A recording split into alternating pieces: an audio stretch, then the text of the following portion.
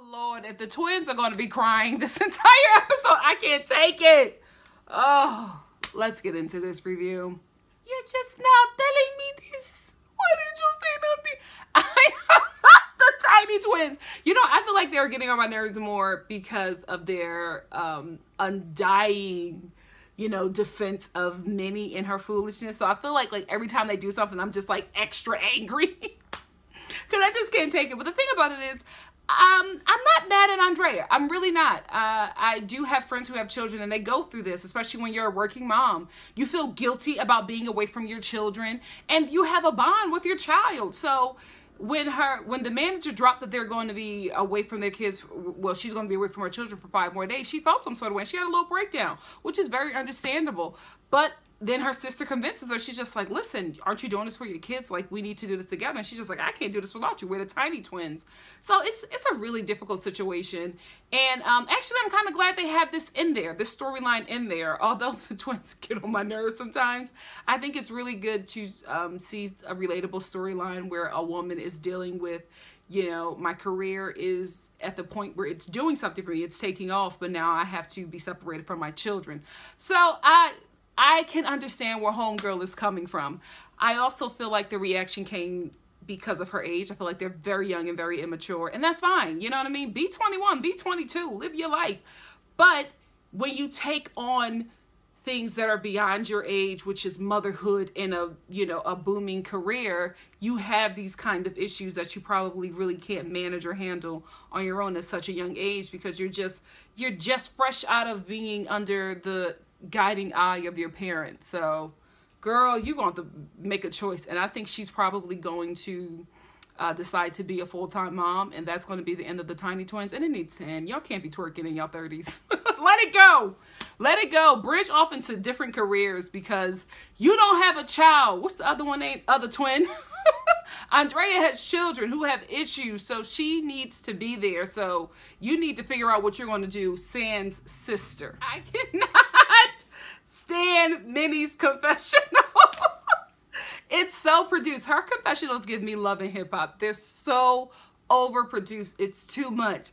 I need to go on a vacation, and the ladies, they need to loosen up. Like, you need to loosen up in them damn confessionals. Calm down, sis. Tanya is doing the most with this pregnancy. What trimester is she in? Like, ladies who have had children, is it safe for her to do all this traveling? Like, she traveled from Atlanta to Miami. Now she's getting on a cruise ship for like 5 days. Like, is it safe to do all of this at this stage of her pregnancy? Let me know in the comment section below if what she's doing is fine. But I thought that you're not supposed to be doing all this moving when you're pregnant. Right? She's doing a lot of traveling. Andrea, yes, girl. I see you in them steak red shorts. Yes. I'm not hating, honey. Put it on display if you got it. You know what? Miss Juicy Baby is so funny just in her reactions to things. Because when Andrea is telling her that this might be the end of the tiny twins because she can't do all the traveling because she's a mother, Miss Juicy Baby is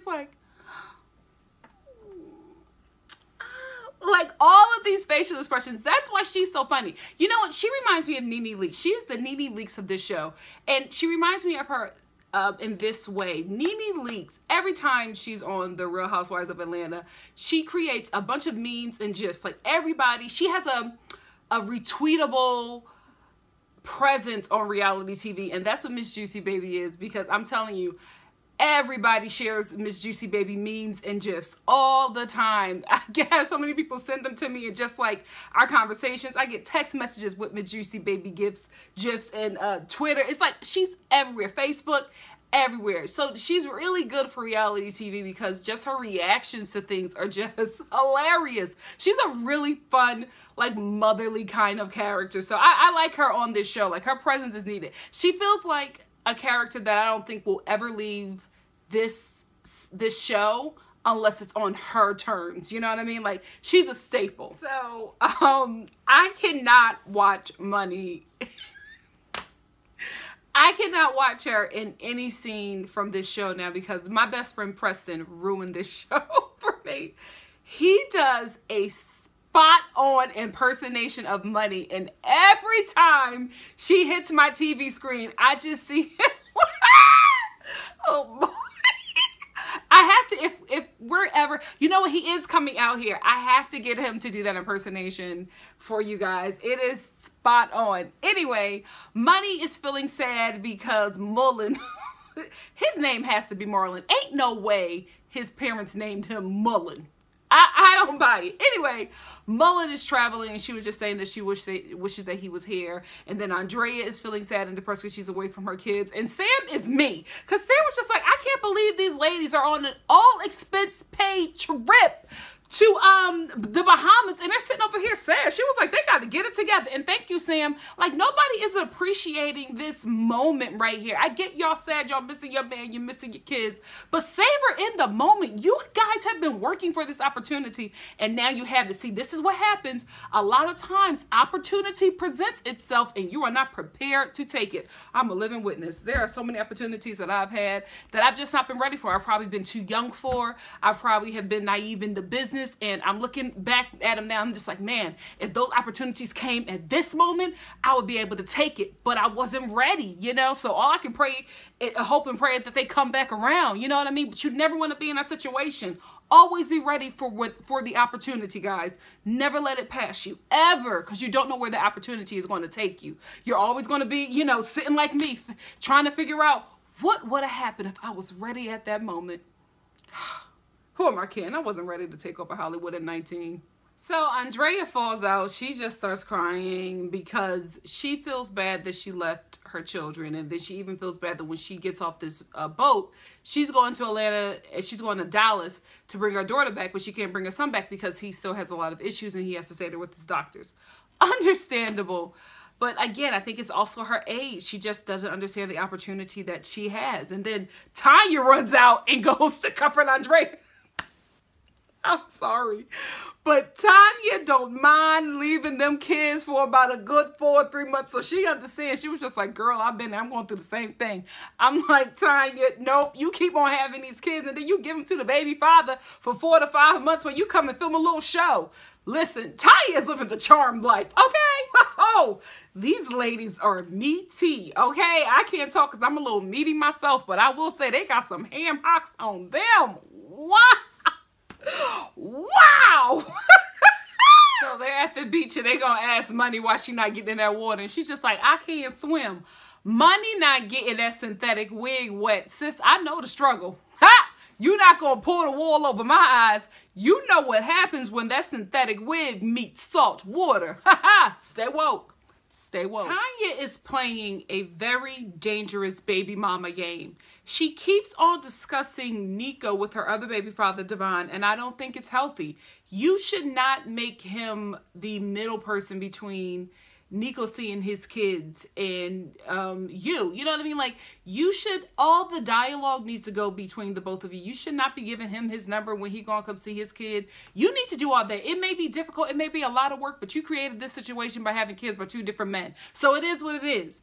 But you talking about Nico to Devon and all that stuff, and I'm pretty sure when you was good with Nico, you was talking about Devon to Nico. So you're playing a real dangerous game, and I feel like she's being petty because Nico does not want to be with her. So she's trying to make him look a certain way. And girl, you better stop playing that. You better stop playing that game because you gonna mess around and they gonna link up against you. Stay woke. Because you know what?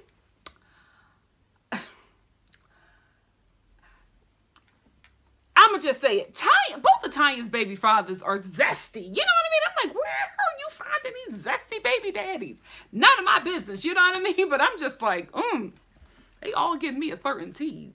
You know what? I'm going to talk to my manager and I'm gonna see if she can get me out to host events because the devil is a liar. The Tiny Twins did the bare minimum, okay? And they got this full-on cruise and got paid to do this.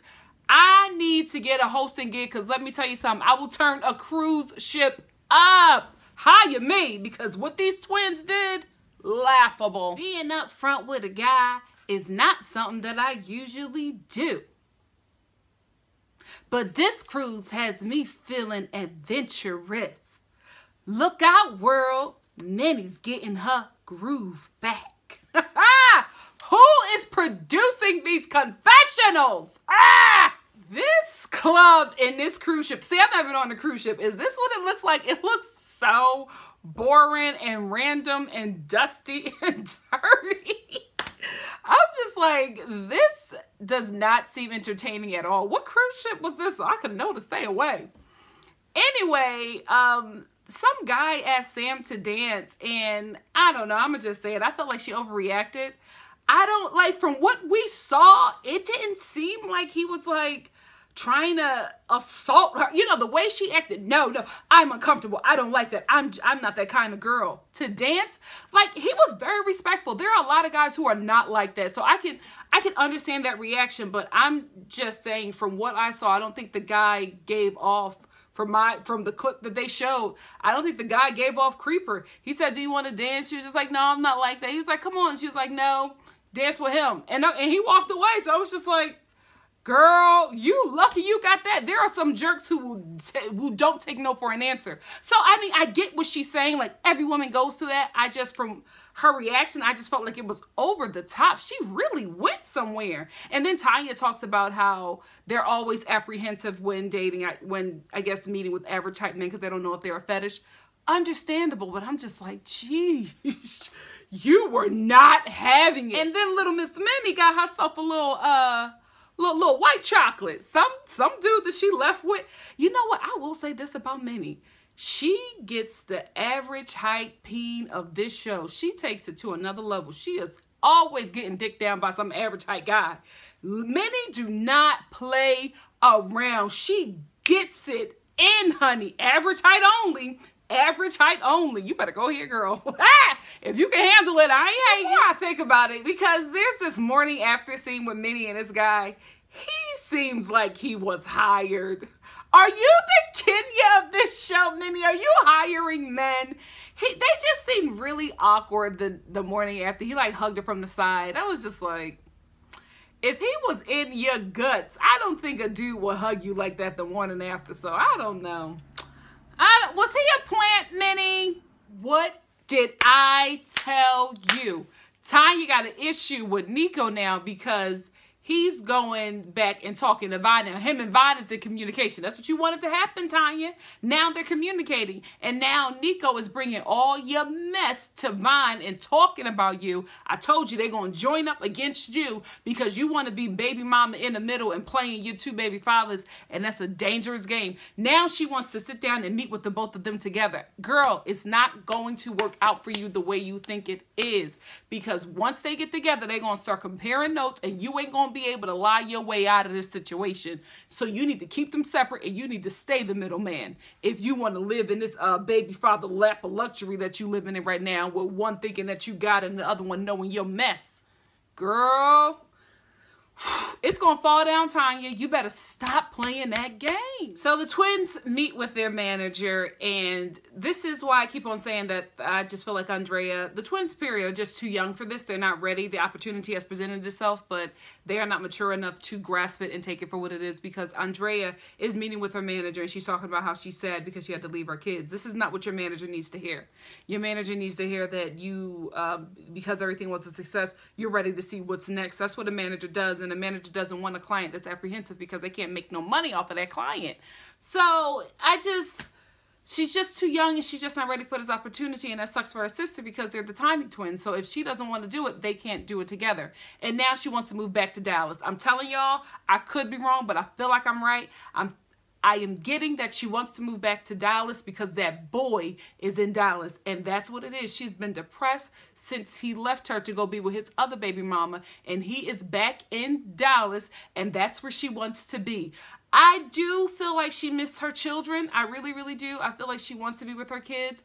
But I have to be honest, I'm getting that a lot of these tears are coming from the fact that she missed that boy and she want to be with that boy. Now that that boy is in Dallas, now she's using the fact that I want to be closer to my kids and my son's doctor to now I have to go to Dallas. Honey, no shade, but you weren't really thinking about bringing your son up here or his doctors when you were in Atlanta with the deadbeat homeboy that left you before. So man, I feel like she's doing this for this dude, and that's so sad because that dude is no good for her. But you gotta learn. You gotta learn. Wait, So Monie meet with Mullen, and let me tell you something, Mullen, you better not be messing around with no other woman, because Mullen like a totally different dude. He got a whole new hairstyle. He got an S-curl. He got a little blonde tips. He got some designs on the side. That says new chick to me. So I hope, well, it seems like everything worked out fine, because she's allegedly she's pregnant by him. So it seems like it all worked out, but he looking like some new money and some new chick to me, Money. Watch him, girl. Watch him. So I agree with Mullen, right? I agree with him being upset. I agree with him not wanting to rush into the marriage with Monie because she lost the ring and she was irresponsible. And, you know, she was really disrespectful to him in the beginning. So I get him being apprehensive. I just really hate her acting like she, you know, acting like a good girl or a good doggy and getting a nice treat so the master could be happy. You know, like she's always saying, I did good, I didn't do this, I didn't do that. Like, that's not, what kind of life is that? You don't want to live like that. You don't want to have to die to yourself to please your partner. Like, that is not a relationship. It's 50-50. It's a compromise. He knew that you turned up when he got with you. So I don't think that you should turn all the way down. There should be a compromise. And I just feel so sorry for her, because she's just like, I was good, I didn't do this, so what about the marriage? And I'm just like, girl, that's not a way to start off your marriage. Like, what is he doing to change? I get it that she was wrong or whatever, but he should be making some improvements as well, and it's all on her. And she's just like, I can't do this, and I won't say that. I'm quiet. I ain't turn up. I ain't drink. I didn't go out with the girls. I didn't do all this. Are you happy? Do I get a ring now? Do I get a wedding now? Like, I don't know why I went there. But it's just, I just feel like it's unfair. Like, the punishment is over, Mullen. Like, come on. She's done enough groveling. This is sad at this point. Why you got your baby mama on TV looking the damn fool? Make her honest. What the hell is Minnie eating? Did you see what was on her plate? The fries are like this thick and this long. The sandwich is like, you, Atlanta, y'all be eating in the South. My God, that plate looks huge. Like, the fry is literally bigger than her hand. You know what? I'm going to retract me moving to Atlanta, because I'm doing good. I've already lost a few pounds. I feel like if I move to Atlanta, I'm gonna become a big Minnie. My God, today, no. So the episode basically ends there with Monie begging Marlon to, like, tell her if the wedding is on or not, because she's been a good girl. Ugh. Anyway, that's where it ends. Next week looks to be really juicy, so I'm thinking it's the season finale, because we get a lot of stuff in that next episode. So I think it's the season finale, and I will be there to review it. If you like what you see here, please like, comment, subscribe, and share. And I will see you for the season finale, I think, of Little Housewives. Little Housewives. It's all running together, of Little Women Atlanta. Bye, guys. Love you much. See you soon.